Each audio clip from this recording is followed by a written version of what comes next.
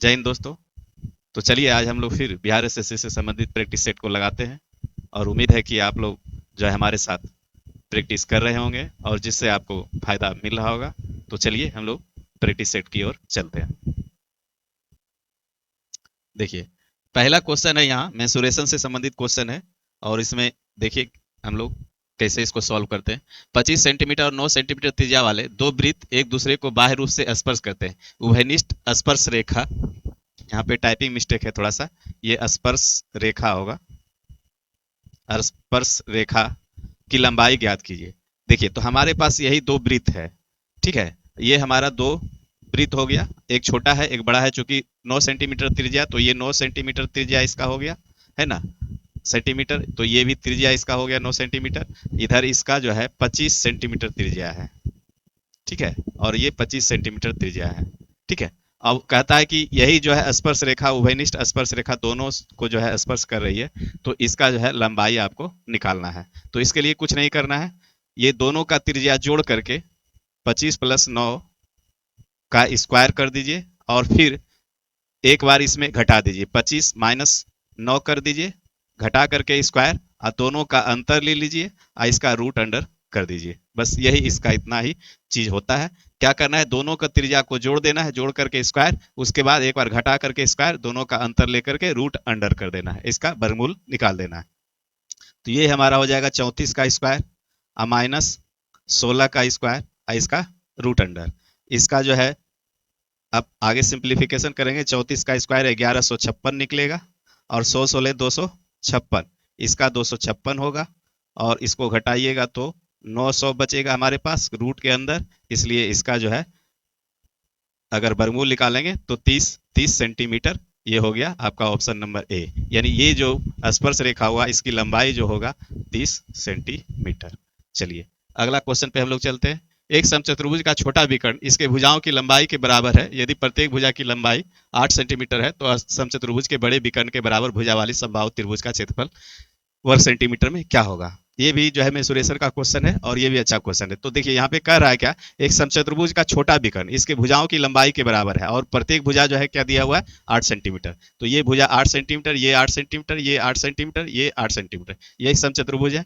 और है क्या, छोटा जो विकर्ण, तो छोटा विकर्ण हमारा जो है ये यहाँ से यहाँ तक छोटा विकर्ण है, तो ये हमारा क्या है 8 सेंटीमीटर है, भुजा के बराबर ही ये विकर्ण भी है। अब जो है उसके बाद कहता है कि ये बड़ा विकर्ण जो है इसको लेकर के, है ना, बड़ा विकर्ण को लेकर के एक जो है सम चतुर्भुज बनाना, सम त्रिभुज बनाना है, यानी, है ना, समबाहु त्रिभुज या सम त्रिभुज जो भी कहिए, है ना, दोनों बात एक है। सम मतलब होगा सभी भुजा बराबर, तो समबाहु त्रिभुज बनाना है, तो समबाहु त्रिभुज क्या बनाना है, सब ये बड़ा विकर्ण का जो लंबाई होगा उसी के माप के जो है एक समबाहु त्रिभुज बनाना है और इसी का क्षेत्रफल यानी एरिया आपको बताना है। तो सबसे पहले ये इसका विकर्ण हम लोग निकालेंगे, तब जो है समबाहु त्रिभुज का क्षेत्रफल निकलेगा। तो चलिए देखते हैं। तो यहाँ पे ये विकर्ण देखिए, ये हमारा क्या है 8 सेंटीमीटर है, तो ये 90 डिग्री होता है, दोनों को समद्विभाजित करता है बराबर रूप से, तो ये हमारा हो जाएगा 4 सेंटीमीटर, ठीक है। अब इसका नाम दे दीजिए इस चतुर्भुज को ए बी सी डी, और ये हमारा बीच में जो बिंदु हुआ केंद्र ओ हो गया। अब देखिए ए ओ के बराबर 4 और ओ डी बराबर 8 और ए डी बराबर 8, और ये समकोण यहाँ पे जो है ये कोण 90 डिग्री होगा, है? कैसे समझिए, तो ए डी का स्क्वायर बराबर क्या हो जाएगा, ए ओ का स्क्वायर प्लस ओ डी का स्क्वायर, ठीक है। तो ए डी का स्क्वायर यानी कि 8 का स्क्वायर बराबर ए ओ मीन्स हो गया 4 का स्क्वायर प्लस ओ डी का स्क्वायर, ठीक है। तो ये हो जाएगा हमारा 64 और ये 4 चौक 16 इधर आकर के माइनस में आ जाएगा ओडी का स्क्वायर, अर्थात 64 में से 16 हमारा चल जाएगा, तो बचेगा क्या हमारे पास जो बचेगा 14 में से 6 जाएगा, 8 6 14 और 5 में से 1 गया 4, 48, है ना, बराबर ओडी का स्क्वायर, ठीक है। इसलिए ओडी बराबर अगर निकालना चाहे तो रूट अंडर 48, मान क्या हो जाएगा 4 चौक 16 48, यानी 4 1 बाहर आ जाएगा, यानी कि 4√3, ठीक है। इसको अगर गुणनखंड करेंगे तो 4 × 4 × 3 करेंगे ना इस तरह से, तो ये 2 के बदले 1 बाहर हो जाएगा यहाँ पे और √3 बच जाएगा, तो 4√3 सेंटीमीटर। अर्थात ये हमारा जो है कर्ण का आधा, जो क्या विकर्ण का आधा भाग क्या निकल गया 4√3, तो टोटल क्या हो जाएगा, तो ये भी 4 रूट 3 जुड़ करके टोटल हमारा हो जाएगा क्या, 8 रूट 3। ये हमारा टोटल निकल के आ गया 8 रूट 3। अब इसी टोटल भुजा को लेकर के एक समबाहु त्रिभुज बनाना है, इसी के लंबाई के माफिक। तो ये हमारा भुजा क्या हो जाएगा, 8 रूट 3, सभी भुजा इसका बराबर होता है 8 रूट 3 और 8 रूट 3। तो इसका जो है क्षेत्रफल अगर आप निकालना चाहें तो क्या हो जाएगा, क्षेत्रफल होता है समबाहु त्रिभुज का क्षेत्रफल बराबर क्या होता है, √3/4 गुने भुजा स्क्वायर, √3/4 इंटू भुजा स्क्वायर, 8 रूट 3 गुने 8 रूट 3। तो इस तरह से 4 दूनी 8 है ना, और √3 को √3 से गुना करेंगे 3 होगा, 8 दूना 16, 3 48, और ये √3 यहाँ पे आ गया, यानी 48 √3। ऑप्शन जो जाएगा आपका सी नंबर। चलिए इस तरह से चीजें को हम लोग सॉल्व करते हैं, आगे चलिए। विपरीत दिशाओं में चल रही दो ट्रेन प्लेटफॉर्म पर खड़े एक आदमी को क्रमशः 64 सेकंड और 90 सेकंड में पार करती है। यदि वे एक दूसरे को 80 सेकंड में पार करती है तो उनकी गति का अनुपात क्या होगा। तो सबसे पहले इसका समय देख लीजिए, तो समय क्या होगा, 80 सेकंड माइनस 64 सेकंड पहला का, ठीक है। इसको याद रखिए, 80 सेकंड जो जा रहा है इसमें एक बार कोई घटना है और फिर जो है ये किसी में घटेगा। दोनों का 64 सेकंड और 90 सेकंड दिया हुआ है ना, तो 80 सेकंड में से 64 सेकंड घटा देंगे, ये रेशियो निकलेगा, फिर वो 90 सेकंड में से 80 सेकंड घट जाएगा। ये हमारा निकलेगा समय का रेशियो, समय फर्स्ट और समय दूसरा, ठीक है। तो 80 में से 64 घटा दीजिए, तो 64 6 70 10 80, यानी कि 16 रेशियो, और ये हो जाएगा 10। और सब ये क्या हो गया, 2 8 16, 2 5 10, ये समय है। और समय का उल्टा क्या होता है, आपका चाल होता है, आप ये जानते हैं। तो ये हो जाएगा 5:8 का रेशियो, जो कि ऑप्शन नंबर आपका डी, ठीक है। शांत जल में नाव की गति का धारा की गति से अनुपात ज्ञात कीजिए। यदि नाव धारा के प्रतिकूल एक निश्चित दूरी के धारा के अनुकूल चलाने में 1/4 समय लेती है। क्वेश्चन को थोड़ा सा ढंग से पढ़िए और उसके बाद समझने का प्रयास कीजिए। तो शांत जल में नाव की गति का धारा की गति से अनुपात, तो नाव की चाल है ना, नाव की चाल या नाव की गति का अनुपात किससे पूछ रहा है, धारा की गति से।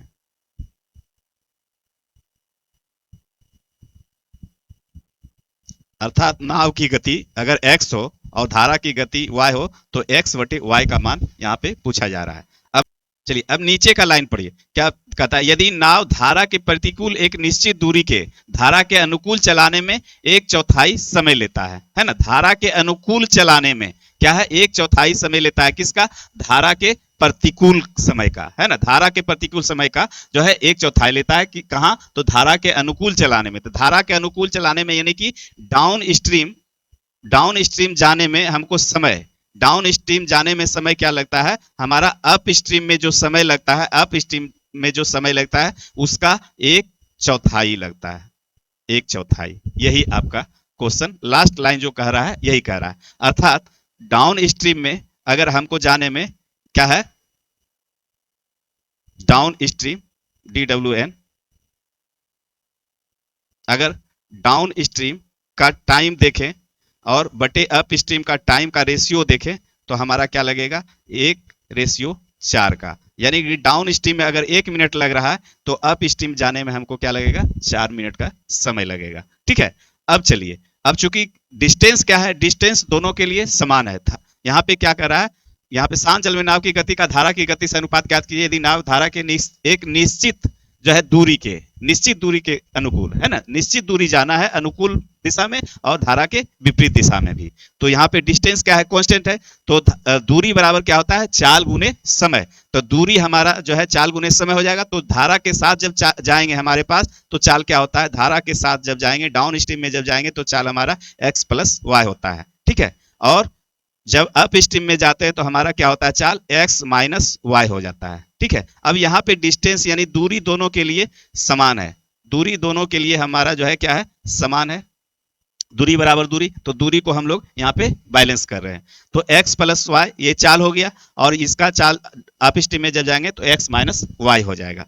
अब जो यहाँ दूरी बराबर क्या होता है, चाल गुने समय। तो समय हमारा डाउन स्ट्रीम में क्या है, 1 लग रहा है, और अप स्ट्रीम में हमारा समय क्या लग रहा है, 4 लग रहा है। अब ये दोनों दूरी आपस में बराबर हो गया। इस तरह से आप जो है अब यहाँ x बटे वाई का मान हम लोग आसानी से निकाल सकते हैं। x प्लस वाई बराबर, यहाँ पे यहाँ ब्रैकेट होगा, सॉरी, ठीक है। तो ये 4x माइनस 4y, अर्थात जो है x को पकड़ के इधर ले आवेंगे तो हमारे पास क्या हो जाएगा, और y उधर चला जाएगा, तो y प्लस 4y बराबर 4x माइनस x। तो ये हमारे पास रिजल्ट क्या निकल के आ जाएगा, 4 एक 5 हो जाएगा, 4 में से एक 3 जल जाएगा, यानी x बटे वाई बराबर क्या हो जाएगा, x बटे वाई का मान हमारा निकल जाएगा 5/3। अर्थात यही हुआ, नाव की गति धारा की गति से रेशियो जो निकला 5:3। ये ऑप्शन आपका जाएगा ए नंबर, है ना। ये क्या हो गया, 4 एक 5 हो जाएगा, और ये जो है हमारा 4 में से एक चला जाएगा, 3 हो जाएगा। इसको आगे आप देख सकते हैं, इस तरह से देख लिए 5y और बराबर की क्या हो जाएगा 3x। तो x बटे वाई, वाई को यहाँ पे लाएंगे तो क्या होगा, 3 इधर जाएगा तो 5/3। इस तरह से जो है नाव की गति और धारा की गति का रेशियो 5:3 होगा। बस इतने इसमें लैंग्वेज खाली समझना है, इसीलिए बार बार कहते हैं कि क्वेश्चन का लैंग्वेज अगर पकड़ लीजिएगा तो मैथमेटिक्स कुछ नहीं है। चलिए आगे हम लोग चलते हैं। एक निश्चित दूरी तय करने के लिए P और Q की गति के बीच का अनुपात 5:7 है। यदि P को एक दूरी तय करने में Q की तुलना में 30 मिनट अधिक समय लगता है तो उसी दूरी को तय करने में P द्वारा लिया गया समय ज्ञात कीजिए। देखिए ये भी अच्छा क्वेश्चन है टाइम एंड डिस्टेंस का। चलिए हम लोग इसको भी देखते हैं। तो क्या है, एक निश्चित दूरी, यहाँ पे भी दूरी क्या है, कांस्टेंट है। P और Q की गति के बीच का अनुपात, तो P और Q के गति का बीच का अनुपात क्या है, 5:7 है। ध्यान दीजिएगा, ठीक है, 5:7। अब कहता है कि यदि P को एक दूरी तय करने में Q की तुलना में 30 मिनट अधिक समय लगता है तो उस दूरी को तय करने में P द्वारा लिया गया समय क्या है, ठीक है। अब यहां पे देखिए ये क्या है, ये हमारा जो है गति मीन्स चाल का अनुपात दिया हुआ है, चाल गति, है ना। रेशियो में हमारे पास चाल का अनुपात है, और जो है यहाँ टाइम, ये जो डिफरेंट जो दिया हुआ है P और Q का जो यहाँ डिफरेंट दिया हुआ है वो समय का अंतर दिया हुआ है ना। यदि P को एक दूरी तय करने में Q की तुलना में 30 मिनट अधिक समय लगता है, P को एक दूरी तय करने में क्या है, Q की अपेक्षा 30 मिनट अधिक लगता है, तो यहाँ पे समय का डिफरेंट दिया हुआ है, और रेशियो में हमारे पास चाल का अनुपात है। तो यहाँ पे आप लोग जानते हैं क्या होता है, जो है अगर रेशियो में ये चाल है, अगर हम लोग जो है ये आप लोग जानते हैं समय बराबर क्या होता है, अगर दूरी बटे चाल। चलिए यहाँ पे थोड़ा सा हम लोग आगे आपको दिखा दे रहे हैं। समय बराबर क्या होता है, दूरी बटे चाल। तो अगर डिस्टेंस को कांस्टेंट कर दिया जाए तो क्या होगा, समय बराबर 1/4, है ना। यहाँ पे डिस्टेंस कांस्टेंट हो गया तो समय बराबर 1/4, यानी कि समय क्या हो जाएगा, व्युत्क्रमानुपाती किसका, चाल का, है ना। अर्थात चाल अगर बढ़ेगा तो हमारा समय क्या है, घटेगा, और समय बढ़ेगा तो चाल हमारा घटेगा, उल्टा दोनों में रिलेशन हो जाएगा। तो इसका मतलब हुआ कि चाल अगर 5:7 है तो इसका अगर हम लोग यहाँ पे समय का जो है रेशियो निकाले तो समय का रेशियो क्या हो जाएगा, तो हमारे पास उल्टा हो जाएगा, यानी 1/5 हो जाएगा, और ये 1:7 हो जाएगा। ये हमारा निकल गया समय का रेशियो, ठीक है। अब जो है इसका मतलब हो गया कि 7:5। अब जो है हम इससे तुलना कर देंगे। अब डिफरेंट आ गया, P का जो है समय का अनुपात 7 है और Q का अनुपात 5 है, तो इस तरह से दोनों का डिफरेंट दिया हुआ है, P और Q का डिफरेंट दिया हुआ है 30 मिनट, अर्थात 7-5, रेशियो का अनुपात 7-5, लेकिन वास्तव में हमारा कितना है, 30 मिनट का डिफरेंट है, तो 30 मिनट, इसलिए 2 रेशियो का मान हमारे पास कितना आ गया, 30, इसलिए रेशियो 1 का मान हमारे पास क्या आ गया, 15। अर्थात जो है अब पूछा क्या जा रहा है, P द्वारा लिया गया समय, तो P का समय है ये 7, तो गुने 7 में 15 से कर दिए तो 105 मिनट हो गया। तो 105 मिनट को आप घंटा में बदल दीजिएगा तो क्या होगा, 60 एकम 60 और 45/60 और गुने 60, ठीक है। 60 से इसको भाग दे रहे हैं तो ये हमारा हो जाएगा, ये 1 घंटा 45 मिनट, ठीक है। यही आपका रिजल्ट हो गया, ऑप्शन नंबर ए। तो चलिए चीजें को इस तरह से हम लोग समझते आगे चलते। अमन 40% प्रति वर्ष की दर से चक्रवृद्धि ब्याज पर 10,000 रुपये उधार लेता है। यदि ब्याज अर्धवार्षिक रूप से संयोजित किया जाता है तो 1.5 वर्ष बाद भुगतान की जाने वाली धन क्या होगी। ये सीआई का हिसाब है और क्या है हमारा चक्रवृद्धि ब्याज जो है संयोजित है क्या अर्धवार्षिक। तो अर्धवार्षिक में हमारा जो है रेट क्या हो जाएगा, रेट हमारा जो आ जाएगा आधा हो जाएगा। ठीक है, ये हमारा क्या हो गया 20% हो गया। ठीक है, और हमारा समय क्या हो जाएगा, टाइम जो हमारा हो जाता है दुगना, यानी कि ये हमारा क्या है 1.5 वर्ष है तो 1.5 का दुगना कर दीजिए अर्थात 3 वर्ष हमारा समय हो जाएगा। अब 20% का आप जानते हैं 20% का जो है फ्रैक्शन क्या होता है 1/5 अर्थात 5 से हमारा धन क्या हो जाएगा 6/5 अर्थात 5 जो है मिलेगा कितना 3 वर्षों के लिए और फिर हो जाएगा 6 3 वर्षों के लिए। तो इसका रेशियो निकाल दीजिए तो हमारे पास क्या आ जाएगा 125 6 छक 36 छक 216। ठीक है, अब क्या करना है, अब जो है निकालना है हमको, ये हमारा 125 से धन 216 हो गया, लेकिन हमको चाहिए क्या 10,000 रुपये का। तो जो है 10,000 रुपये का ये मूलधन है 10,000 और गुना 1/125 तुलना जो है मूलधन से कर देंगे और गुने हमको मिश्रधन निकालना है 216 से ये गुना कर देंगे। अब इसको काट दीजिए 25 पचे 25 से 25 चौके 100 अपन 8 40 80 80 को इससे गुना कर दीजिए तो हमारे पास क्या हो जाएगा 8 छक 48 बाकी 4 8 का 8 4 12 के 2 बाकी में 1 8 दूना 16 1 17। ठीक है, 8 छक और 1 0 17,280 रुपया हो जाएगा। ये ऑप्शन इसका गलत है यहाँ पे लगा हुआ है ना, 17,280 रुपया इसका जो है मिश्रधन हो जाएगा हमारा। ठीक है, तो चलिए इस तरह से अब चीजें समझ रहे होंगे, आगे चल क्या है। जितेंद्र 8% प्रति वर्ष की दर से विकास को 3 वर्षों के लिए 1,500 रुपये और पंकज को 4 वर्षों के लिए 800 रुपये देता है। यदि कुल साधारण ब्याज 924 रुपये हो तो प्रति वर्ष दर प्रतिशत ज्ञात कीजिए। ये साधारण ब्याज का हिसाब है और है क्या, एक आदमी वैसा है जितेंद्र जो कि क्या कर रहा है एक फिक्स रेट पे लगा रहा है 3 वर्षों के लिए विकास को 1,500 रुपये और 4 वर्षों के लिए 800 रुपये किसको पंकज को, दोनों को दे रहा है और दोनों से जो हमारा इंटरेस्ट मिल रहा है 924 रुपये मिल रहा है। तो इसको साधारण ब्याज के जो फॉर्मूला होता है उस पर डायरेक्ट लगा दीजिए, कोई दिक्कत नहीं है। तो हम विकास को कितना दे रहा है 1,500 रुपये 3 वर्षों के लिए और रेट क्या R%, अब बटे 100 कर दीजिए। अब प्लस पंकज को क्या दे रहा है 800 रुपये 4 वर्षों के लिए कितना रेट पे R रेट पे बटे 100 और टोटल से ब्याज हमारा क्या आया 924 रुपया। ये ब्याज इससे विकास से मिला और ये ब्याज किससे मिला जो है पंकज से मिला। अब जो है यहाँ पे देखिए 2 जीरो साफ कटता है तो तभी इस 100 को काटिएगा है ना, साफ कटता हो तो 100 को नीचे हटा दीजिएगा। अब क्या होगा 45 R जोड़ 8 चौक 32 R, दोनों को जोड़ दीजिएगा तो हमारे पास क्या आ जाएगा 924। अब यहाँ पे 5 2 बराबर 924 5 2 7 के 7 4 3 7 के 7 77 R बराबर 924। इसलिए R का मान अगर निकालेंगे तो 924 बटे 77 11 से काट दिए 11 सते 77 11 अठे 88 11 चौक 44 बर सते 84। इस तरह से R का मान जो आपके पास निकल के आया 12% और ऑप्शन जो जाएगा A for achieve your goal. चलिए आगे चलते। यदि एक बहुभुज का आंतरिक कोण बाह्य कोण से 132 डिग्री अधिक है तो बहुभुज की भुजाओं की संख्या निकालें। 180 डिग्री गुने n-2 बटे n माइनस 360 डिग्री बटे n। ठीक है, यही होता है भुजाओं की संख्या। तो ये क्या हो जाएगा 180 n माइनस 360 माइनस 360 बटे n, या डिफरेंट जो दिया हुआ है 132 डिग्री का बराबर 132 डिग्री कर दीजिए। ठीक है, अब जो है यहाँ पे तो 36 दूना 72, ये क्या हो जाएगा हमारा 700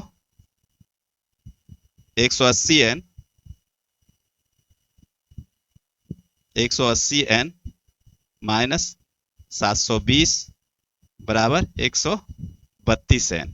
ठीक है, तो यहाँ पे क्या होगा ये इधर आ जाएगा और ये उधर चला जाएगा तो 180 में से 32 चला है 32 8 40 40 80, यानी कि 48 n बराबर 720। इसलिए n बराबर क्या हो जाएगा, यहाँ लिखते हैं n बराबर हमारे पास हो जाएगा 720 बटे 48।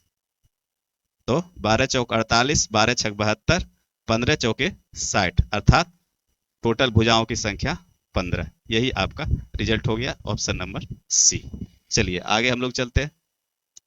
Sign power 4 theta plus cos पर power 4 theta plus 2 sine square theta into cos square theta का मान क्या होगा? तो ये आसान सा है, कुछ नहीं है, a square plus b square के फॉर्मूले पे तोड़ दीजिए इसको। क्या होगा? साइन स्क्वायर थीटा का होल स्क्वायर कर देंगे तो ये साइन 4 हो जाएगा, कोस स्क्वायर थीटा का whole square plus 2 sine square theta into cos square theta. तो ये क्या हो जाएगा हमारा? Sine square theta plus cos square theta का होल स्क्वायर। तो इसका मान क्या होता है? आप जानते हैं 1, तो 1 का स्क्वायर बराबर 1। यही रिजल्ट हो गया ऑप्शन नंबर सी। चलिए आगे चलते हैं हम लोग। 30 मीटर लंबी एक सीढ़ी दीवार के साथ इस तरह से रखी गई है कि सीढ़ी का नीचे का भाग दीवार से 15 मीटर की दूरी पर है। 36 से सीढ़ी का उन्नयन कोण क्या होगा? ये हाइट एंड डिस्टेंस का है। यही हमारा मान के चलिए ये सीढ़ी है, ये हमारा सीढ़ी है और ये हमारा दीवार है। ठीक है, ये हमारा क्या हो गया? दीवार हो गया। ठीक है, और ये हमारा सीढ़ी है और दीवार से ये दूरी क्या है? 15 मीटर आपका दिया हुआ है। ठीक है, उसके बाद 30 मीटर लंबी सीढ़ी, सीढ़ी का जो है लंबाई 30 मीटर है, ये सीढ़ी का लंबाई। तो यहाँ पे क्या है? अब यही कोण आपको पूछा जा रहा है, उन्नयन कोण। ठीक है, तो उन्नयन कोण पूछा जा रहा है, तो उन्नयन कोण निकालने के लिए ये थीटा लगाने के लिए क्या है? ये हमारा 90 डिग्री है, तो ये हमारा क्या हो जाएगा? हाइपोटेन्यूज कर्ण हो जाएगा, एच हो जाएगा, और ये हमारा क्या? बेस हो जाएगा। तो कोस थीटा बराबर लगा देंगे, कोस थीटा बराबर बी अपॉन एच। ठीक है, बी अपॉन एच। तो बी का मान हमारे पास क्या दिया हुआ है? बी का मान है 15 और एच का मान 30। 15 दूना 30 बराबर हाफ, अर्थात कोस थीटा क्या हो जाएगा? बराबर कोस 60 डिग्री। ठीक है, हाफ का मान होता है कोस 60 डिग्री। ठीक है, तो ये कोस से कोस खत्म, इसलिए थीटा बराबर 60 डिग्री। ये आपका रिजल्ट हो गया ऑप्शन डी। चलिए आगे चलते हैं हम लोग। पाइप ए 14 घंटे में कुएं से पानी निकाल सकता है, जबकि पाइप बी प्रति घंटे 15 लीटर पानी निकाल सकता है। यदि दोनों पाइप 10 घंटे में पानी पूरी तरह से बाहर निकाल सकते हैं तो कुएं की क्षमता ज्ञात कीजिए। चलिए ठीक है, ए और बी दो पाइप है। अब ए क्या है? 14 घंटे में कुएं से पानी निकाल सकता है, यानी कि टोटल पानी जो है 14 घंटे में ये खाली कर देगा। जबकि पाइप बी प्रति घंटे 15 लीटर पानी निकाल सकता है। तो बी पाइप क्या है? 1 घंटे में 15 लीटर निकालता है। ये पता नहीं है कि वो कितने देर में कुएं को खाली करेगा। वही पूछा जा रहा है, कुएं की क्षमता क्या है ना? कुएं में कितना टोटल पानी है ये बताना है।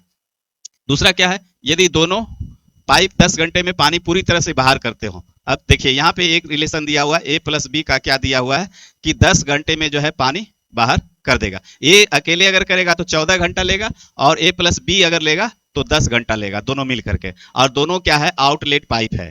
ध्यान दीजिएगा, दोनों निकालने वाला ही पाइप है। तो चलिए हम लोग इसको देखते हैं। तो अब काम करवाना क्या है? ये सबसे पहले जो है pipe and resistance and time and work में यही चीज हम लोग ढूंढते हैं। तो काम करवाना हमें क्या है? तो सबसे पहले 14 और 10 का एलसीएम ले लीजिए, तो 70।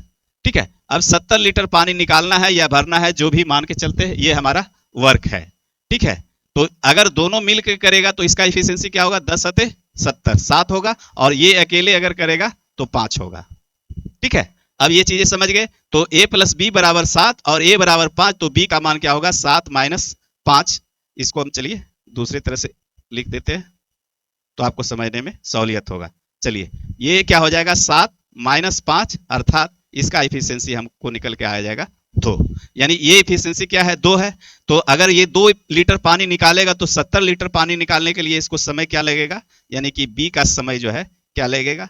बी का समय जो है हमारे पास 70/2, अर्थात क्या लगेगा? 35 घंटा, है ना। बी अगर कुआं को खाली करे तो 35 घंटे में वो खाली कर सकता है। तो अब जो है इसका जो है लीटर में दिया हुआ है, बी क्या है? बी 1 घंटे में 15 लीटर, 1 घंटे में 15 लीटर, तो 35 घंटे में कितना निकालेगा? तो 35 घंटे में 35 गुने 15, अर्थात 15 पचे 75 के 5, बाकियत में 7, 15 45, 45 और 7 क्या हो जाएगा? 7, 45 और 7, 7 5 12, यानी कि 52, यानी कि 525 लीटर जो है पानी कुएं में है, जो कि बी 35 घंटे में निकाल देगा, और ए निकालेगा तो 14 घंटे, दोनों मिलकर के 10 घंटे। इस तरह से ऑप्शन आपका जाएगा बी नंबर। चलिए आगे चलते हैं। एम तथा एन एक कार्य को क्रमशः 18 तक 45 दिन में कर सकते हैं। उन्होंने 7 कार्य शुरू किया तथा एम कार्य शुरू होने के 3 दिन बाद कार्य छोड़कर चला गया। एन ने बचा हुआ कार्य अकेले खत्म किया। बचा हुआ कार्य कितने दिनों में पूरा हुआ? ये भी टाइम एंड वर्क का ही हिसाब है। इसको भी जो है आप सबसे पहले जो है वर्क देखना है कि वर्क क्या कर रहा है। तो चलिए हम लोग देखते हैं एम और एन। ठीक है, एक कार्य को क्रमशः 18 तथा 45 दिन में कर सकते हैं। एम क्या कर सकता है 18 दिन में। ठीक है, इसको और थोड़ा सा नीचे लिखते हैं हम लोग। एम 18 दिन में करेगा और एन क्या है 45 दिन में करता है। ठीक है, चलिए ये इसका क्या है समय है, ध्यान दीजिएगा। चलिए, उन्होंने 7 कार्य शुरू किया तथा एम कार्य शुरू होने के 3 दिन बाद कार्य छोड़ दिया। तो सबसे पहले अब यहाँ पे देखना है कि जो है हमारे पास कार्य क्या है, काम क्या करवाना है। तो सबसे पहले 18 और 45 का एलसीएम ले लीजिए, तो ये हमारा क्या हो जाएगा 90। हमको 90 काम कराना है। ठीक है, अब जो है आगे चलते हैं। तो 90 काम कराएंगे तो 18 पचे 90, इसका इफिशियंसी जो निकलेगा, इसका जो क्षमता हमारे पास निकल के आएगा, ये क्या निकल के आएगा 5, और ये इसका क्षमता क्या निकल के आएगा 2। ठीक है, ये क्या है 5 के क्षमता से काम करेगा और ये 2 के क्षमता से काम करेगा, और इस तरह से 45 दिन में ये खत्म कर देगा और ये 18 दिन में कर देगा अगर अकेले करेगा तो। लेकिन कहता है नहीं, उन्होंने 7 कार्य शुरू किया तथा एम कार्य शुरू होने के 3 दिन बाद जो है कार्य छोड़ दिया। तो 3 दिन के बाद कार्य छोड़ा, इसका मतलब एम प्लस एन जो है तीनों मिल करके क्या है 3 दिनों तक काम किया। 3 दिन तक काम किया जो है एम प्लस एन मिल करके। तो एम प्लस एन 3 दिन तक काम किया, तो 3 दिन का क्षमता क्या हो जाएगा, एक दिन का क्षमता है 5 2 7 है ना, 5 प्लस 2 यानी 7 एक दिन का है। तो 3 दिन का काम क्या होगा 7 गुने 3 अर्थात 7 या 21 काम जो है उसने कर दिया। ठीक है, 21 भाग काम कर दिया या 21 काम कर दिया। तो अब हमारे पास काम क्या बचा, 21 इसमें माइनस कर देंगे तो 10 में से 1 गया 9, अब बाकी बच गया कितना 8 में से 2 गया 6। ठीक है, यानी कि 69 काम और बच गया, और जिसको करेगा कौन, अब जो है चूंकि एम चला गया तो ये काम होगा एन के द्वारा। ये काम होना है किसके द्वारा, एन के द्वारा। तो एन का क्षमता कितना है 2, तो इसलिए एन द्वारा समय जो लिया गया, एन का समय हम लोग निकाल देते, तो एन के द्वारा समय जो लिया गया 69 काम करने के लिए 69/2, 2 तिया 6 और क्या होगा 2 चौके 8 और 2 पचे 10, यानी 34.5 दिन काम जो है कौन किया, एन किया, और दोनों मिल करके काम कितना दिन किया, 3 दिन किया। तो अब क्वेश्चन पे चलते हैं, क्या पूछा जा रहा है, बचा हुआ कार्य कितने दिन में पूरा हुआ। तो बचा हुआ कार्य जो है एन पूरा किया कितने दिन में, 34.5 दिन में। तो इस तरह से ऑप्शन जो जाएगा आपका ए नंबर। ठीक है, अगर बोलता कि पूरा कार्य कितने दिन में हुआ तो 34 और 3 37, 37.5 दिन में पूरा कार्य हुआ। चलिए आगे क्वेश्चन पे हम लोग चलते हैं।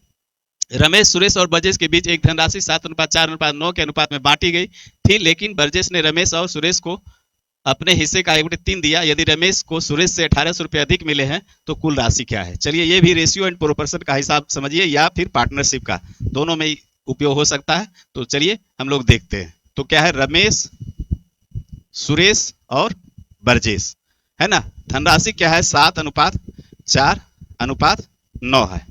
अब कहता है कि जो है इतना धनराशि बांट, लेकिन ब्रजेश ने रमेश और सुरेश को अपने, ये दिया कौन, तो ब्रजेश और दिया सुरेश और किसको, रमेश को, है ना। रमेश और सुरेश को दे रहा है कौन, ब्रजेश।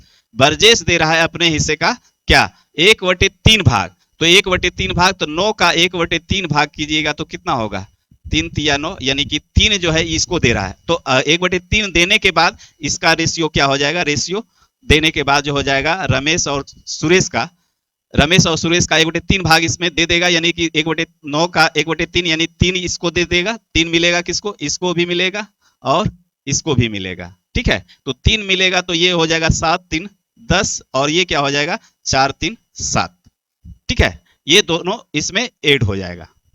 तो ये हमारा क्या हो गया 10:7 हो गया रमेश और सुरेश का। अब चलिए आगे क्या कहता है, यदि रमेश को सुरेश से 1800 रुपये अधिक मिले हो, तो रमेश को क्या है सुरेश से अधिक मिल रहा है, रेशियो में भी अधिक मिल रहा है। तो रमेश और सुरेश का अंतर यहाँ पे क्या है 10 - 7, यानी कि रेशियो का जो रेशियो का जो है डिफरेंट कितना है 10 - 7, अब वास्तव में 1800 रुपये है। ठीक है, तो ये हमारा जो है रेशियो 3 का अंतर जो है निकल गया 1800, इसलिए रेशियो 1 का जो है मान हमारे पास क्या निकल गया जो है 3 × 1800 600 रुपये। ठीक है, अब रेशियो 1 का मान 600 है। तो अब पूछा जा रहा है कि तो मिले तो कुल राशि क्या है, कुल राशि है ना। तो कुल राशि का मतलब यहाँ पे आप चले आइए, कुल राशि का मतलब हो गया क्या 7 4 11 और 9 20, यानी कि कुल राशि का मतलब गुने 20 अर्थात 6 दूना 12 पर 3 0, यानी कुल राशि जो हमारा था 12,000 रुपये था। Option number C. चलिए इस तरह से चीजें आप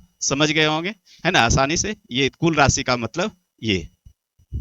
ठीक है, चलिए आगे बढ़ते। त्रुटि होने के कारण जो है कटौती के बाद, अभिकलनात्मक त्रुटियों में कटौती के बाद 100 उम्मीदवारों के अंक 60 से बदलकर 30 हो गया, यही ना। चलिए 100 उम्मीदवार था, 100 उम्मीदवार जो है लाना, उसको वास्तव में आया था कितना, 60, यानी कि 6000 आया था। लेकिन वो किया क्या, मतलब कुछ जो है वो, मतलब प्रस्तुति में या विकलनात्मक त्रुटियों में जो भी है उसमें कुछ ना कुछ उसका जो है त्रुटि हुआ, जिसके कारण जो है उसका अंक क्या हुआ, 60 से बदलकर 30 हो गया। अर्थात 100 विद्यार्थी था, इसका 60 आना था, लेकिन आ गया क्या, 3000। और 3000 आया तो डिफरेंट कितना गिर गया, 3000 का गिर गया, है ना। अब चलिए, अब जो है परीक्षा में बैठने वाला टोटल विद्यार्थी, तो टोटल विद्यार्थी मान लिया जाए एक्स था, तो लाया सब औसत कितना, 40, तो टोटल मिला करके कितना हो गया, 40x। और जब त्रुटि हुआ तो औसत क्या हुआ हमारा, घट गया, 35, अर्थात 35x। और इसी दोनों का डिफरेंट नहीं ये है ना। मतलब औसत पहले था हमारा 40x, तो 40x टोटल अंक आ गया। और बाद में जो है कुछ ना कुछ त्रुटि हुआ तो 35 हो गया, तो 35x हो गया। अब दोनों में जो डिफरेंट गिरा वही जो है हमारा अंतर है। तो ये हमारा हो गया 5x, 3000।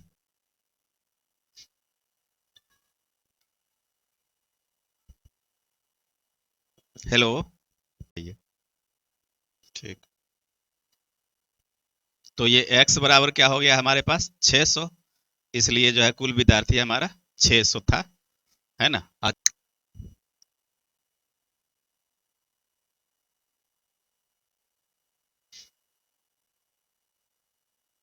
आगे बढ़ते। चलिए एज है, अजीत और शुभम की वर्तमान आयु का अनुपात 7:8 है। 10 वर्ष पहले उनकी आयु का अनुपात 9:11 था। उनकी वर्तमान आयु का योग क्या है, ये तो आप एक्स भी मान करके बनाइएगा तो भी, या नहीं भी बनाइएगा तो भी लॉजिक से भी उड़ेगा ये। वर्तमान हमारा 7 और 8 है, ठीक है। और क्या है, 10 वर्ष पहले, 10 वर्ष पहले चल जाते हैं, तो 9:11। सबसे पहले यहाँ डिफरेंट देखेंगे, दोनों में अंतर क्या है, तो 7 1 8 और 9 11 है। दो का यहाँ है, यहाँ एक का है, तो इसलिए क्या करेंगे, इसको हम लोग 2 से गुना कर देंगे और इसको 1 से गुना कर देंगे, अंतर देख लेंगे।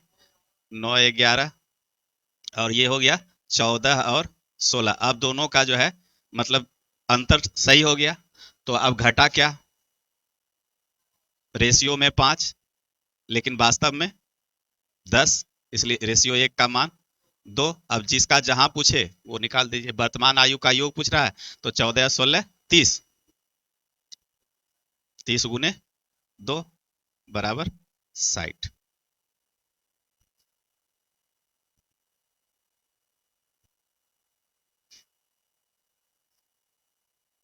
ठीक है, और x पर जाइएगा तो 7x प्लस 8x करके, और उसके बाद जो है जितना 10 ब्रश है तो 10 ब्रश जोड़ करके उसको आगे पीछे किए। ये तो हाँ, ये सक्सेसिव, इसमें सक्सेसिव लगा दिए, वही है। ये जनसंख्या बढ़ रहा है तो ये चक्रवृद्धि ब्याज का फॉर्मूला लगा दिए। तो 20% का मतलब हो गया 5, और कितना, 16 और 18 है, 16 18 यानी 25 हो गया। कितना, मतलब 2016 2018 में 2 साल का डिफरेंट है ना, तो 2 साल का डिफरेंट है। 20% का मतलब क्या हो गया, 20% का मतलब आप जो है वैसे भी ले सकते हैं, नहीं तो 20% का रेशियो बदलेंगे तो 1/5 होगा। 5 से 6 हो गया, तो 5 का स्क्वायर और 6 का स्क्वायर कर देंगे, है ना। 25 और 36। अब चूंकि पूछ क्या रहा है, 36 का मान निकालना है ना। वर्ष 2018 में सर की जनसंख्या ज्ञात कीजिए, तो यानी कि 36 का मान पूछा जा रहा है। अब यहाँ कटता है तो काट भी सकते हैं, नहीं कटेगा तो चलिए, तो हम हमारा क्या है, 1,80,000 बटे 25 गुने 36।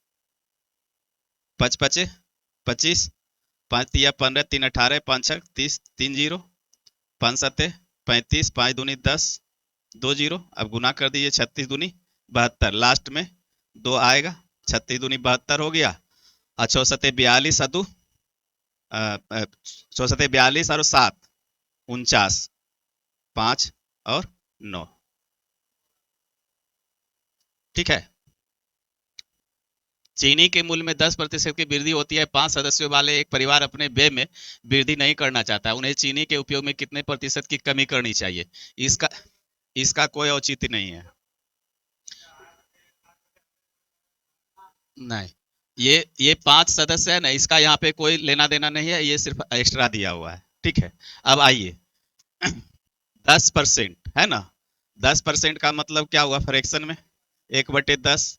तो होना क्या है, वृद्धि हो रहा है अभी, तो 10 से हमारा क्या हो जा रहा है, 11। ठीक है, चलिए अब पहले हमारा क्या था, 10 रुपये में 11 kg चीनी मिल जाता था, यही कहने का उसका अर्थ है। लेकिन अब क्या हो रहा है, 11 में 10, ये क्वांटिटी है और ये हमारा प्राइस है या एक्सपेंडिचर कहते हैं इसको। इसका समझते हैं ना, क्या होता है, खर्च बराबर खपत गुने मूल्य, यही होता है ना। चलिए, तो अब जो है क्या कहता है कि अब देखिए ये हमारा क्या है, खर्च क्या हो रहा है ना, एगर करे 21 से 121 और 10 है 100। ठीक है, तो यानी कि जो हमारा वो क्या कर रहा है, कितने प्रतिशत की कमी करना चाहिए, किस में, खपत में। तो खपत में कमी करना है, यानी 11 किलो तो 10 किलो पर आ जाएंगे हम, है ना। तो 10 किलो पे आ जाएंगे तो कमी कितना, एक, कितना में,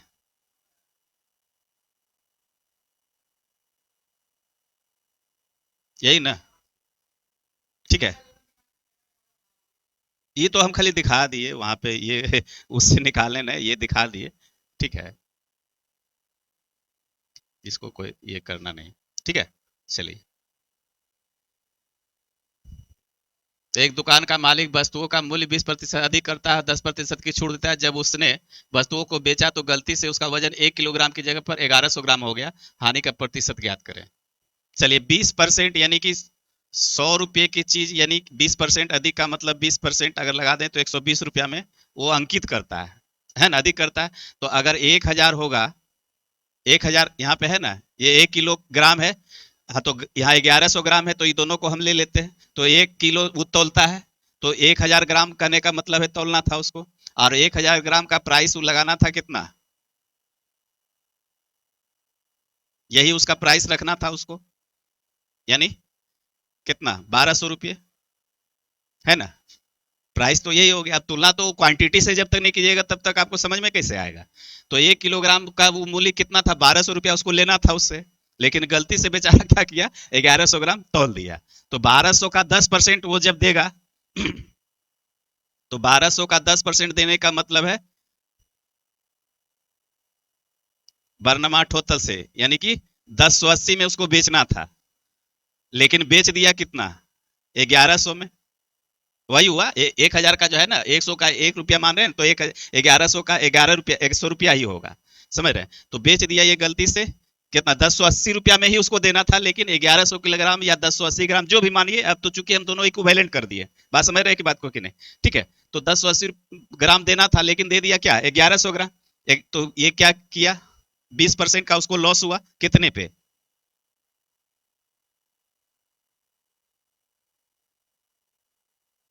और कटेगा क्या, नहीं कटेगा। दो से कट सकता है, 2 × 5 = 10, 2 × 4 = 8, और दो से काट दिए, 2 × 27 = 54, 2 × 50 = 100, यानी 50/27। तो 27×2 = 54, यानी कि जो है दो से तो कम ही रहेगा, दो से कम, दो से कम रहने का मतलब डी, है ना, ये आ गया। यहाँ पे थोड़ा सा वो किलोग्राम जो लगा दिया है ना, इसको आपको देखना पड़ेगा। पी क्यू आर क्रमशः 35,000, 45,000 और 55,000 रुपये का निवेश करके 1,000 में प्रवेश करता है। 40,500 रुपये के वार्षिक लाभ में 5 लाभ में क्रमशः पी क्यू और का भाग ज्ञात कीजिए। तो इसमें कुछ है, इसमें तो, हाँ इसमें कुछ नहीं है।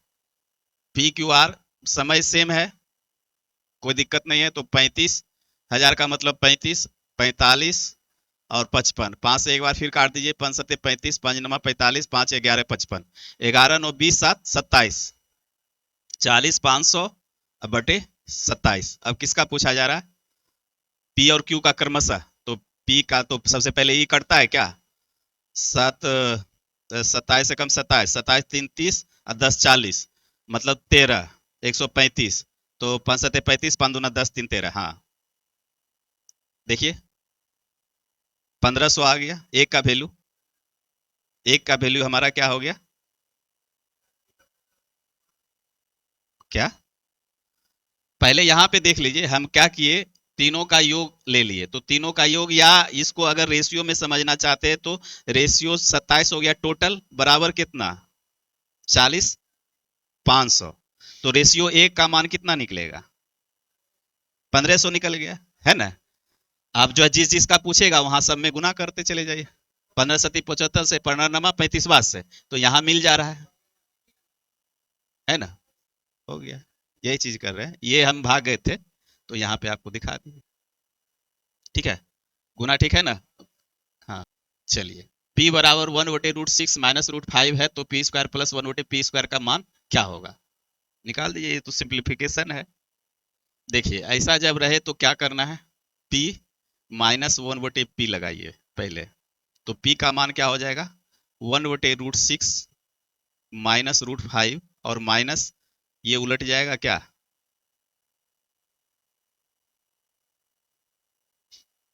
उसी को ध्यान में रख करके हम आगे कर रहे हैं, प्लस लाना है ना, तो प्लस कर दीजिए, होगा, हुँ? हो सकता है, होगा ना, ये पलट जाएगा तो क्या होगा, ये 1/p का मतलब 1/p का मान फिर इतना रखेंगे तो ये उलट के उल्टा हो जाएगा, है ना। अब जो है यहाँ पे थोड़ा सा कर दीजिए, तो क्या कर दें, इसका क्रियाक्रम 6 में से 5 चला जाएगा तो क्या बचेगा, एक, तो बचेगा क्या, √6 प्लस √5 और प्लस √6 माइनस √5 होगा, इसका परमेकरण कर दिए, √6 प्लस √5 से अपोजिट साइन से गुना कर दिए, क्योंकि हर है ना, हर का हमेशा रूट हम हटाना चाहते हैं, हट, है ना। अब जो है यहाँ से यहाँ खत्म हो गया क्या, अब तो आपका हिसाब बन गया, p प्लस 1/p, अगर इसका स्क्वायरिंग कर दें तो इसका भी स्क्वायरिंग होगा ना। अब जो है यहाँ पे अगर स्क्वायरिंग कर दिए तो ये हमारा क्या होगा, p² plus 1/p² minus plus का 2, हालांकि इसको भी हम भाग सकते थे, 4×6=24, है ना, प्लस का 2 बचेगा, ही 1p से 1/p खत्म हो जाएगा, ये समझ रहे हैं कि नहीं, नहीं समझ रहे तो देख लीजिए,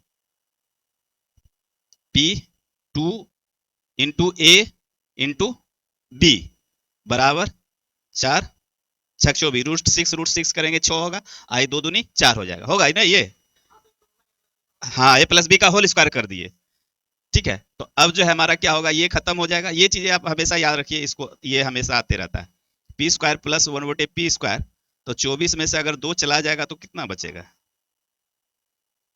यही आपका, हाँ, रिजल्ट है। तो ये चीजें, ये सब तो इतना है स्टेप, आपको थोड़ा सा दिमाग में रखना पड़ेगा।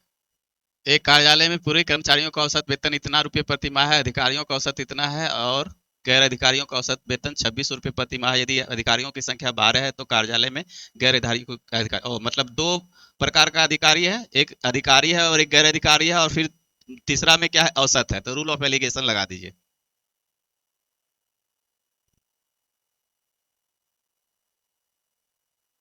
जिसको पृथकीकरण कहते हैं हिंदी में, रूल ऑफ एलिगेशन। तो क्या करेंगे, अधिकारी है ना, अधिकारी और गैर गैर अधिकारी,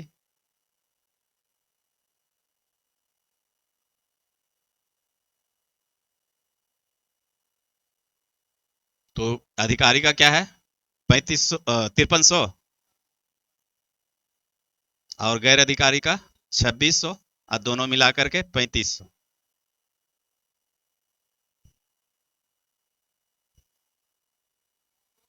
है ना। ये 3500 में 2600 चला जाएगा तो कितने बचेगा, 900, और 53 में 35, तो 35×5 = 40, 10×50, यानी कि 10×5 = 15, 3 = 18 होगा। चलिए, अब क्या कर रहा है, अधिकारियों की संख्या 12, यानी कि अधिकारी हमारा कितना है, 12, तो 9 एकम 9, 9×2 = 18, एक और दो का अनुपात है, तो एक का मान, तो दो का मान, एक का मान हो गया 12, तो दो का मान 24, यानी कि 24 गैर अधिकारी उसमें है, और 12 ठो अधिकारी, या दोनों मिला करके हो गया 36। चलिए, ये तो बन गया होगा, ये सिंप्लीफिकेशन है, कर दीजिए किसी का, है ना, ये सब कुछ नहीं, ये तो रीजनिंग ही है। हाँ रीजनिंग है ही, समझिए बीच में दे दिया। हाँ तो ये किसी से कर दीजिए, दो का रिलेशन निकालिए ना, बस तीसरा तो अपने ऑटोमेटिक हो जाएगा। ये भी बन जाएगा 375 का 60% माइनस इतना का इतना परसेंट कर दीजिए, तो इसमें करना कुछ नहीं, परसेंट से परसेंट हटा दीजिए ना, 375 का 60 कर दीजिए और 230 का 85 कर दीजिए। चलिए हो जाएगा इस। आइए, है ना, ये आपका जो है करनी है, तो 4 to the power x minus 6 plus 3/2 का मान चाहिए। तो सबसे पहले आप x का मान यहाँ पता कीजिए। हाँ तो दो का, तो इसको भी गुणनखंड कर दीजिए, दो का स्क्वायर कर दें और फिर पावर x, तो इसको दो के गुणनखंड में तोड़ दीजिए, तो कितना, 8 बार में, देख, दो दूनी, देख लेते हैं, दो दूनी 4, तो हो जाएगा ये क्या, दो दूनी, अच्छा इसको 4 से भाग दे देते हैं, दो दूनी 4, दूनी 8, दूनी 16 से भाग दे देते हैं, तो 16 × 3 = 48, 3 × 51, 16 × 2 = 32, 16 × 48 और 3 × 51, 16 × 2 = 32, दो का 32 का मान कितना होगा, दो दूनी 4, दूनी 8, दूनी 16, दूनी 32, दो दूनी 4, दूनी 8, दूनी 16, दूनी 32, ये हो जाएगा, है ना, हो गया। क्या इसको थोड़ा सा हम दिमाग लगाए, दो दूनी 4, दूनी 8, दूनी 16, हम जहां तक जा सकते थे पहाड़ा वहां कर दिए, तो 16 हो गया, 16 से भाग दे दिए। अब भाग, अब उतना आपको थोड़ा सा दिमाग में करना पड़ेगा, 16 × 48, 3 × 51, 32, 16 × 2 = 32, यानी फिर आप, मतलब क्या बचा, 32 भागफल बच गया, तो 32 भागफल क्या बच गया, तो 32 को हम 2 के पावर में तोड़ दिए, है ना, तो जो भी है, 1 2 3 4 5 6 7 8 9, यानी 2 पर पावर 2x बराबर 2 पर पावर 9, अर्थात 2x बराबर 9, इसलिए x का मान 9/2। अब यहाँ पे मान रख दीजिए, तो 9/2 का मतलब हो गया 4.5, है ना। अब यहाँ पे ये मान हमको रखना क्या, तो 2 पर पावर 2x, चलिए अब रखना ही पड़ेगा, उपाय तो कुछ नहीं है। तो इस तरह से मान जो है, x का मान आप रख दीजिए यहाँ पे, अगर 2 पर पावर रखना चाहते हैं या 4 पर ही, जो भी, चलिए देख लेते हैं, इसको कर ही देते हैं सिंप्लीफाई। तो ये हमारा क्या होगा, 4 पर 9 2 यानी 4.5 हो गया। चलिए अगर करना चाहते तो कर भी दीजिए, तो ऐसा करते हैं, 9 6 दूना 12, 12 में से 9 चला जाएगा 3, माइनस का 3/2, अब प्लस का 3/2 आ गया, कितना पावर,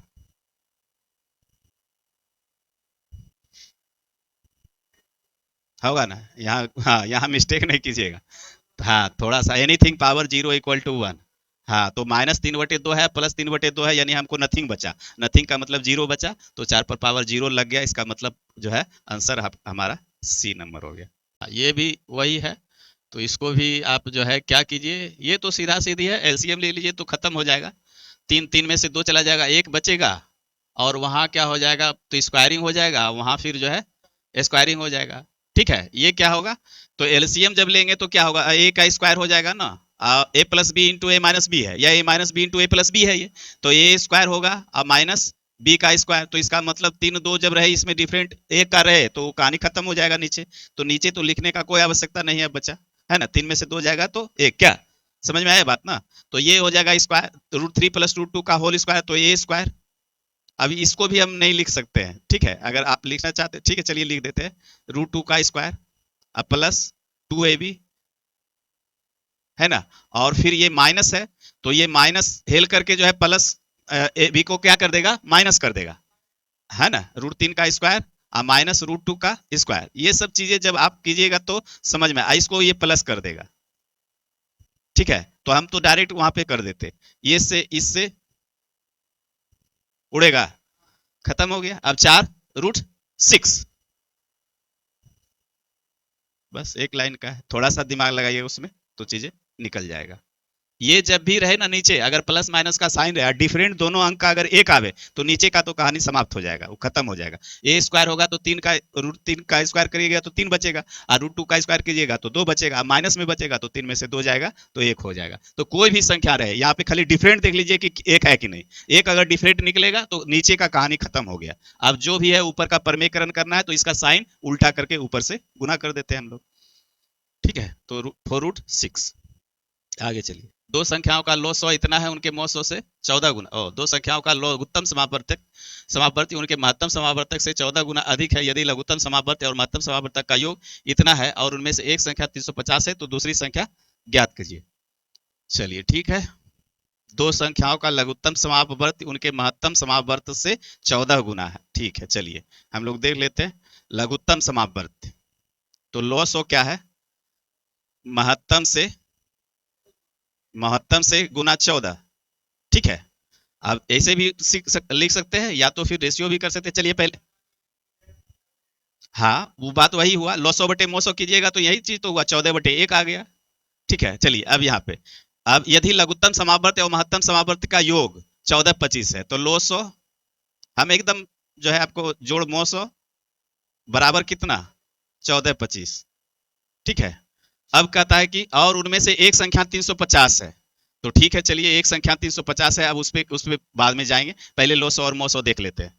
तो लोसो को मोसो में कन्वर्ट कर दीजिए या मोसो को लोसो में, यहाँ दोनों इक्वेशन से कन्वर्ट कर सकते हैं ना, कर सकते हैं, आराम से कर सकते हैं, क्यों नहीं कर सकते। लोसो बराबर मोसो का 14 है ना, लोसो और क्या है, लोसो की जगह पे बिठा दीजिए या मोसो की जगह पे हम ये बिठा दें, कोई भी बिठा दीजिए। चलिए हम लोग क्या करते हैं, साधारण सा है, लोसो को के बदले ही मोसो लिख देते, मोसो गुना 14, ये हम लोग आसानी से कर सकते हैं, प्लस मोसो 14/25।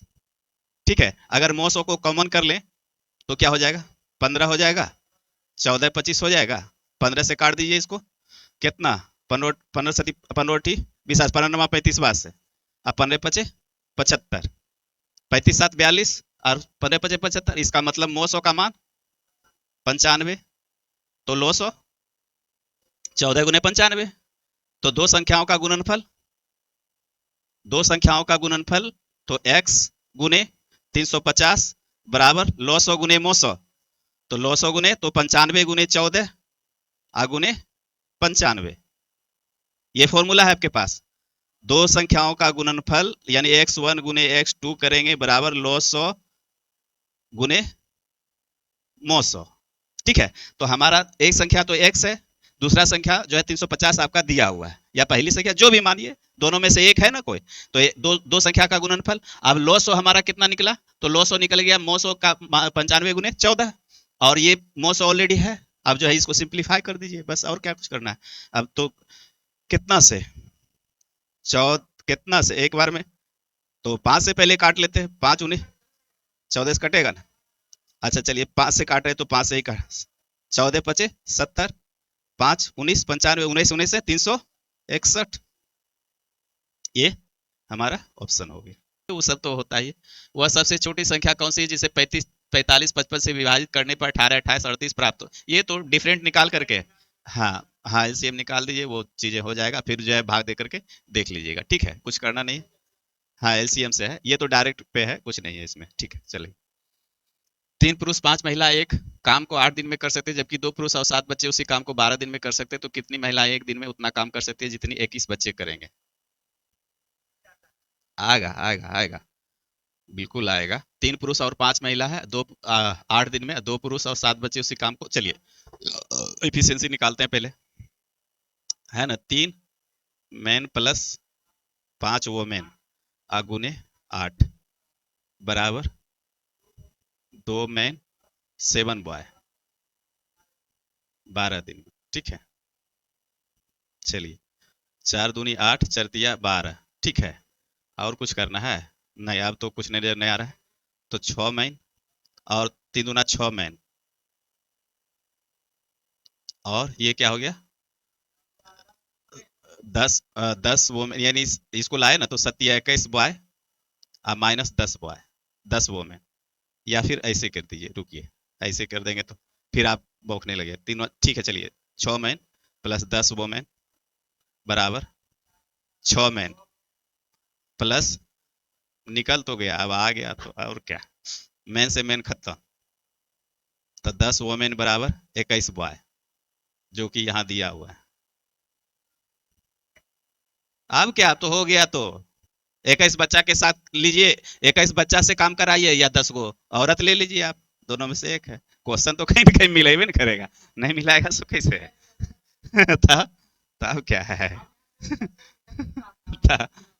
तो वही चीज ना, देखिए हिसाब आगे लेके बढ़ी, ऐसे तो लग रहा है कि महिला के साथ दे दिया पुरुष को, और पुरुष के साथ बच्चे को दे दिया, तो अब आइबे नहीं करेगा, लेकिन आगे कहीं वही चीज है, एग्जामिनर कहीं ना कहीं आपको जगह देगा, आप बशर्ते आगे बढ़ने का कोशिश कीजिएगा तब। अब हमको भी लग रहा था कि यहाँ दोनों साथ में है तो फिर आएगा कैसे, तो करिए अच्छा चलो पहले अपना जो कर्म है वो करते हैं, आगे जो होने का होगा होगा।